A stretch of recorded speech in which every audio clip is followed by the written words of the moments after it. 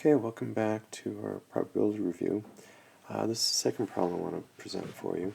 This is question 21, passing stats, and the question reads, and I abbreviated it here, Molly's College offers two sections of stats, one taught by Professor S and one by Professor K. 70 out of 120 students have Professor S, while the rest have Professor K.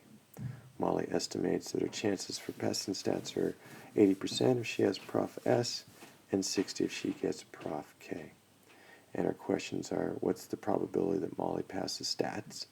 And B, at the end of the semester we find that Molly failed. What's the probability that she had Prof K?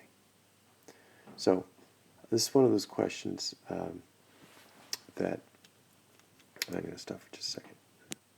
Sorry about that. I had a tickle in my throat. So this is one of those questions that lend themselves to a tree diagram. And I say that because you have some conditions. You have if her chances of passing something is 80% if she has one professor and 60 if she's got another professor. So we can probably see these probabilities best by doing a branching of sorts.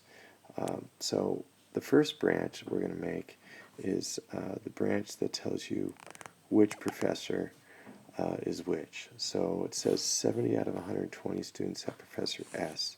So I'll call that S and make that 7D out of 120. And then this branch is going to be Professor K, and it's going to be the rest, which is the complement, 50 out of 120. Now, with the condition of Professor S, Molly says she's got an 80% chance of passing. So I'm going to have a branch here for passing. We'll call that 0.8. And then this branch here for failing, call that 0.2. And then for Professor K, she can pass, she believes, a 60% rate. So 0.6 and fail 0.4. So evidently Professor K runs a tighter ship or something. I don't know. Anyways, so our first question is question A is going to be the probability that she passes. So she can pass on two branches. She can pass on the branch of Professor S, so this probability times that, and she can pass with Professor K, this probability times that number. So I'm going to go ahead and work those numbers out. I end up with 0.4664, and this one is 0.25. Now I'm going to go ahead and do all the probabilities because I think I'm going to need them for question B. Professor S and fail is 0.1166, and Professor K and fail ends up being 0.1668. So back to question A, probability for passing is this one, this probability plus that probability. So when we add those two together,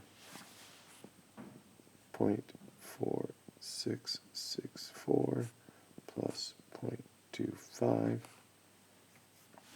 we get approximately 72%. So the likelihood of her passing stats is pretty good. Now the second question is our reversing the conditioning.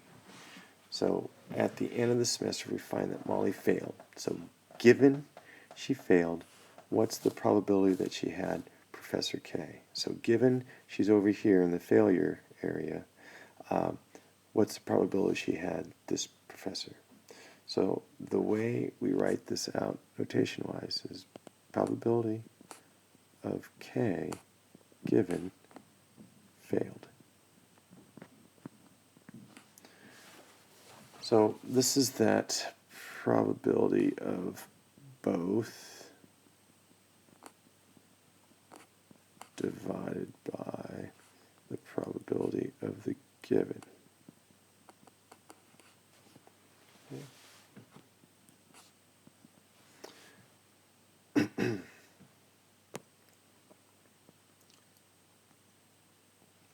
Move things up a little bit. So the both means Professor K and failing. So that's just this 0.1668.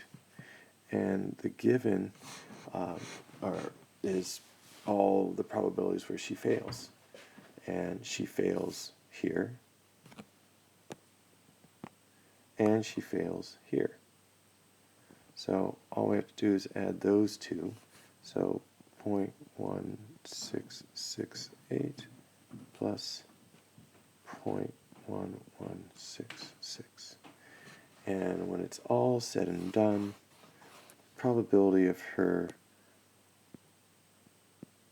failing is going to be approximately 59%. I mean, not failing, but probability of her having Professor K, given that she failed, is roughly 59%.